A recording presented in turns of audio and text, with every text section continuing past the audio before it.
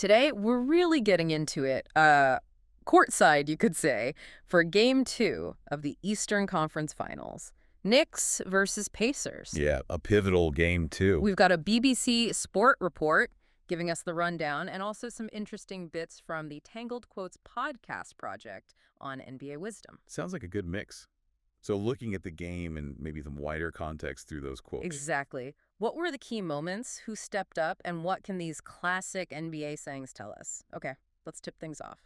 Well, the big headline is the result, obviously. Pacers win, 114-109. And that puts them up 2-0 in the series. That's a significant lead heading back to Indiana, isn't it? Oh, absolutely. Huge pressure on the Knicks now. And a lot of that came down to one guy's start, Pascal Siakam. Right, the BBC piece really highlighted him. 39 points overall, but scoring their first 11. That's wow. Yeah, it just came out fiery. He actually said, I just came out aggressive. I just came out aggressive. Simple as that. Pretty much. And it worked. It sets a tone, you know?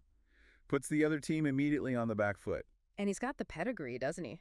3-time All-Star, won a title with the Raptors back in 2019. Exactly. Averaging over 20 points for, 6 seasons straight? This isn't a fluke. He knows how to step up in big moments. So that aggressive start, it's kind of baked into his game, especially when the stakes are high. Seems like it. But, it wasn't just Siakam for the Pacers. No, definitely not. Miles Turner had 16 points. Haliburton had a really solid all-around game. 14 points, but also 11 assists, 8 rebounds, nearly a triple-double, filling the stat sheet. And Siakam himself mentioned that team aspect, didn't he? Something like, Yeah, we're a team. It doesn't matter who scores. That's what I love so much about this team. Right. We're a team. It doesn't matter who scores. That's what I love so much about this team. That's got to feel good for chemistry. For sure. That unselfishness, it's crucial, especially in the playoffs. But credit where it's due, the Knicks didn't just roll over. Not at all. They were down 10 points with 2.5 minutes left. Yeah, not much time at all. And they almost pulled it off. Anunoby hits free throws. Brunson gets 5 quick points. Josh Hart with that layup. And suddenly it's a 1-point game, 110-109 with 14 seconds left. Crazy turnaround. Just shows you playoff intensity is something else. Never know what's going to happen. And Jalen Brunson, leading that charge. 36 points for him. And that performance set a Knicks record, didn't it? Most 30-point playoff games. Yeah, 19 of them now. That's incredible consistency. It really is. Though you wonder during that Knicks run, what are the Pacers thinking? Any adjustments, maybe? Good question. Maybe tighten up on Brunson. Try and force the ball out of his hands. It's that constant adjustment battle. Always. And it wasn't just Brunson scoring for New York either. No, Karl-Anthony Towns, Mikal Bridges both had 20 points and 7 boards. Solid contributions. And Bridges had that quote, kind of looking ahead. Oh, yeah, the one about the series length. I know it is 2-0, but it's still a long series. We just have to find different ways to advance. I know it is 2-0, but it is still a long series. We just have to find different ways to advance. That's the right mindset, isn't it? Don't panic. Exactly. It's a 7-game series for a reason. You lose 2, you got to figure something else out. Shows veteran thinking. But in the end, the Pacers did manage to hold on. Clutch free throws. Yep. Aaron Nesmith hits 2, Miles Turner hits 2, sealed the deal. Ice cold under pressure. 114-109, the final. So Game 3 is Monday in Indianapolis. Big one for the Knicks. Huge. And looking bigger picture, the BBC article mentioned the other series too. Right, the West. Yeah, Oklahoma City Thunder also up 2-0 over the Minnesota Timberwolves. Wow, so both series sitting at 2-0 right now. Interesting dynamic. Definitely. And the finals themselves scheduled for May 22nd to June 5th. So things are moving fast. Between the winners of East and West, obviously. Yeah.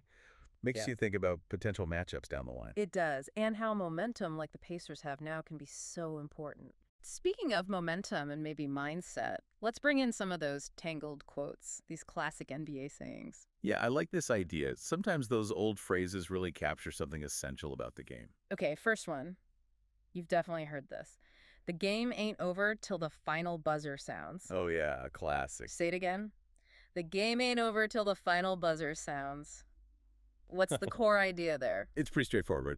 Don't give up. Doesn't matter the score. Until that clock hits 0, there's always a possibility, however small. And you saw that in this game. The Knicks were down big late, but they fought back to make it a 1-point game. Exactly. They lived that quote, almost pulled it off. It means play hard for the full 48 minutes. No coasting. Right. Never assume it's done. Okay, next one. Defense wins championships. Another big one.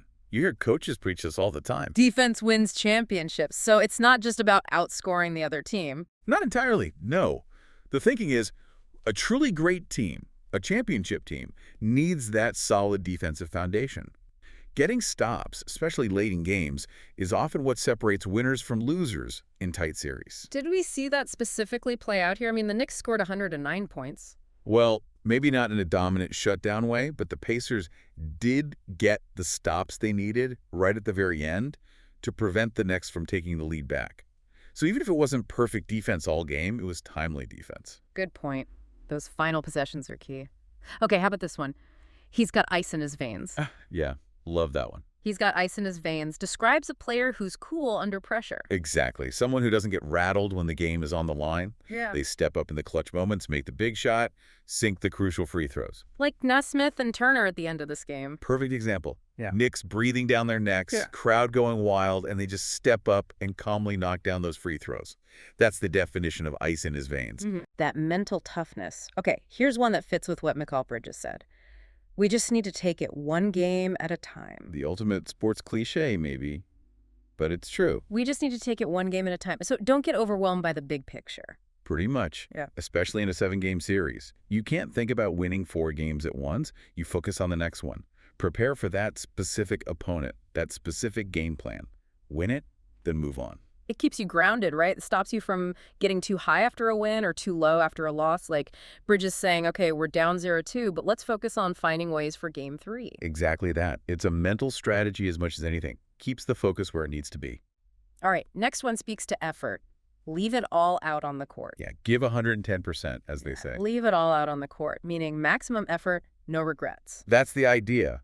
Play so hard that when the game's over, win or lose, you know you couldn't have possibly given any more. Empty the tank. And you felt that intensity in this game, didn't you? Both teams, especially late. Guys were diving for loose balls, battling hard. Absolutely. Playoff basketball demands that level of commitment. You have to leave it all out there if you want to advance. Okay, final quote, and this connects back to what Siakam said. The chemistry on this team is incredible. Team chemistry. That elusive but vital ingredient. The chemistry on this team is incredible. So how the players gel together. Yeah, it's about how they interact, how they support each other, how well they communicate and trust one another. Good chemistry means the team is often more than the sum of its parts. And Siakam saying, it doesn't matter who scores, that speaks directly to good chemistry, doesn't it? Selflessness. Absolutely. When players buy into the team concept over individual stats, that's a sign of strong chemistry. And often that leads to better ball movement, better defense, just better overall play. It can be a real advantage. So, wrapping this deep dive up, quite a game too. Pacers grabbed that crucial 2-0 series lead, 114-109. Yep. Behind a huge game from Siakam, but also weathering that Knicks comeback led by Brunson's record night. And those quotes, they really do offer some perspective, don't they? From playing till the buzzer to the importance of defense, chemistry, and just taking it one game at a time. They really do. They're cliches for a reason. They often hold a lot of truth about what it takes to succeed in high-pressure situations like the NBA playoffs. So here's something for you, the listener, to chew on. The series moves to Indiana now. How much does that home court advantage boost the Pacers' already strong momentum? And on the flip side, what are those different ways to advance McCall Bridges talked about? What concrete adjustments can the Knicks make to get back into the series on the road? It's going to be fascinating to watch unfold. Thanks for joining us for this deep dive.